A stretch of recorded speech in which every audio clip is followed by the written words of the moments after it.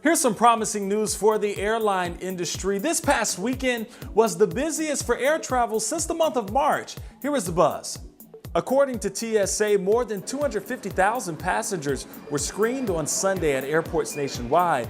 In total, nearly 450,000 people passed through TSA checkpoints on Saturday and Sunday combined, which is about 62,000 more than last weekend. And did you hear about this? Your Fitbit may be equipped to fight COVID-19.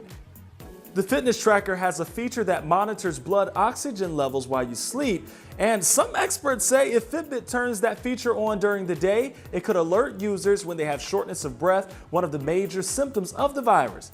Fitbit has not announced any software updates to make that available just yet.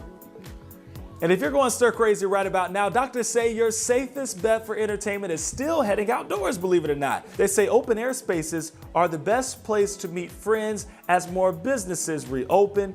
Just watch the crowds at places like outdoor restaurants. Now remember, even if you're meeting people and you're trying to have some fun, social distancing will always be key.